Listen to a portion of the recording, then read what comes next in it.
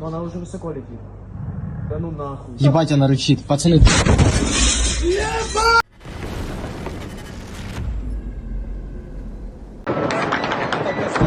Ukraine launched another major overnight drone strike on Russia's strategic port of Novorossiysk, damaging the Shashkari's oil loading terminal, S-300/S-400 air defense systems, and a large Russian landing ship.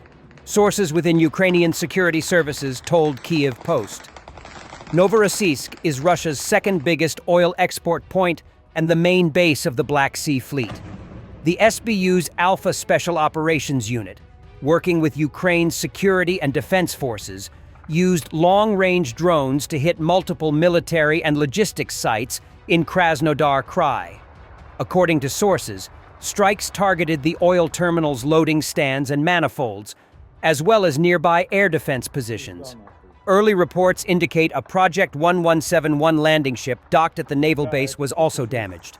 The operation was coordinated with Ukraine's military intelligence, special operations forces, unmanned systems forces, State Border Guard Service, and the Ukrainian Navy's coastal missile artillery units.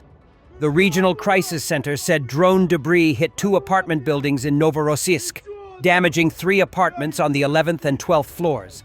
A small fire was quickly extinguished and no injuries were reported. Emergency crews remain on site. Mayor Andrei Kravchenko said 4 people were hospitalized with shrapnel wounds elsewhere in the city.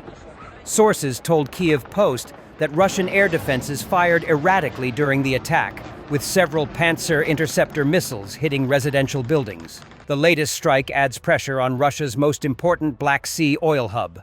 On November 14, a massive Ukrainian drone attack forced Novorossiysk to halt all oil intake and exports after the Shashkari's oil loading terminal was damaged.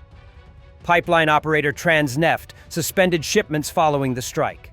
An SBU source later told Kyiv Post that Alpha Special Forces, together with HUR, Ukraine's Special Operations Forces, the Border Guard Service, and Navy missile artillery units, damaged the terminal's loading stands, pipeline network, and pumping systems, igniting a large fire. The SBU continues to cut Russia's oil revenues that fund the war and weaken the air defenses protecting its key military sites, an SBU source said. Since early November, Ukrainian drone strikes have disrupted at least 3 Russian refineries, in addition to the Shashkari's oil loading terminal in Novorossiysk, which resumed operations several days after the attack.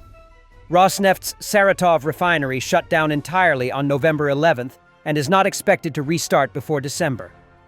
Lukoil's Volgograd refinery was damaged on November 6, and Rosneft's Tuapse refinery stopped processing on November 3rd. Since August, Ukraine has intensified drone attacks on Russian oil and gas infrastructure, forcing shutdowns at about 38% of refineries by early October. The disruptions have caused widespread fuel shortages, prompting Moscow to limit gasoline and diesel sales and import supplies from Belarus, China, and other Asian countries.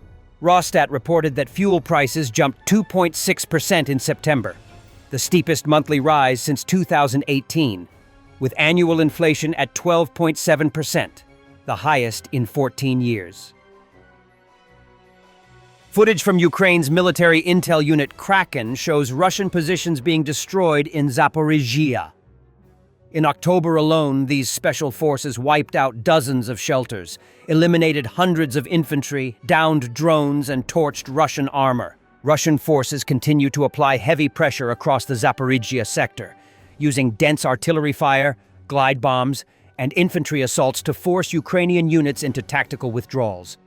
Over the past days, Ukrainian troops have repositioned from several forward settlements, consolidating their defenses along more prepared lines to avoid unnecessary losses as Russian formations attempt to widen local breakthroughs.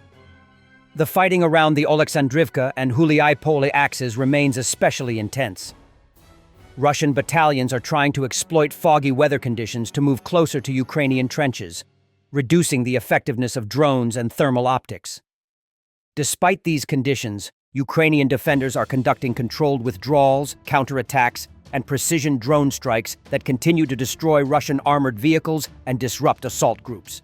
Further south, the situation near the Zaporizhzhia nuclear power plant remains tense as engineers work to stabilize the facility's external power supply. Worrying comments from the Deputy Commander of Ukraine's 3rd Army Corps.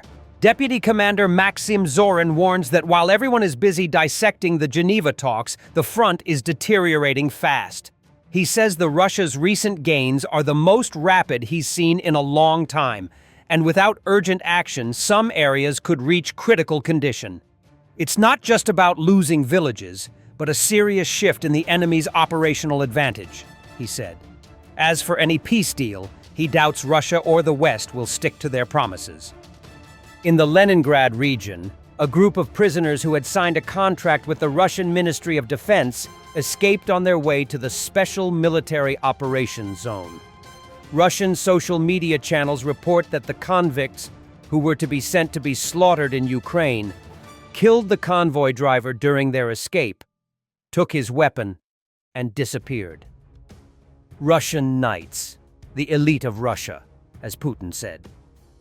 In the industrial zone of Zelenograd in Russia's Moscow region, an urgent evacuation was announced, supposedly due to a missile attack. Students and staff of the Moscow Institute of Electronics are being directed to shelters. The institute specializes in micro and nano electronics, radio engineering, and information technology.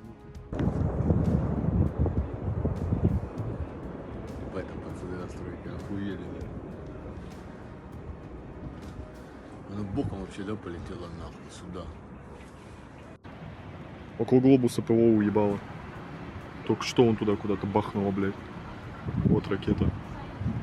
Ебанутый. Attention, Europe! Russian propagandists basically admit Russian sabotage work in Europe and promise to do more of the same. Мы, как давно уже пообещали террористов, обычно мочим в сортирах. Сортир может находиться в любом здании в Европе, в Америке, в Африке, в Австралии.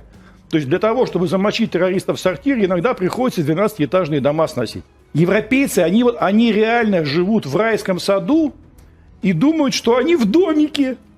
А потом, когда у них заводы пороховые взрываются, это потому, что кто-то сигарету закурил рядом неправильно. Когда у них мосты обрушаются, это потому, что износ металла. Ну, отлично, значит, считайте, что у вас весь металл в Европе износился. Ждите, считайте. In early November, NATO aircraft intercepted a rare Russian Tu-134 over the Baltic Sea. This was reported by the NATO Air Command.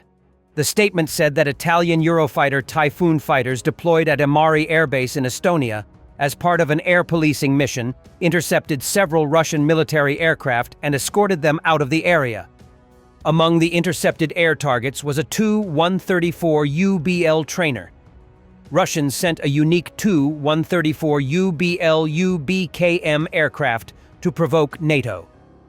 Unlike the standard Tu-134 modification, this version is designed to train Russian Air Force crews to fly Tu-160 strategic bombers. In addition, 2 Su-30 fighters were intercepted. According to preliminary estimates, the intercepted Tu-134 UBL differs from most aircraft of this type and is likely used to transport VYP passengers. It is likely that this particular aircraft is a modification of the Tu-134 UBKM, designed to train the crews of the Russian fleet's Tu-22s. There are few such aircraft in Russia, approximately 17 in service, with about 25 more in storage. Ukraine also once had 7 such machines based in Kulbakino and Priluki. In late October, it was reported that 2 Russian planes violated Lithuanian airspace from the Kaliningrad region. According to the Lithuanian military, a Su-30 fighter jet and an Il-76-based refueling aircraft crossed the border during an aerial refueling exercise.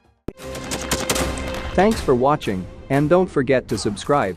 Also, if you want to support Warthog Defense, please become our member and get early access to new videos, exclusive members-only videos, and become administrator in comment section. The membership link is in the description.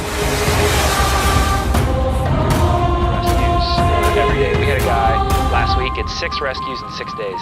You know, he's doing the job every day.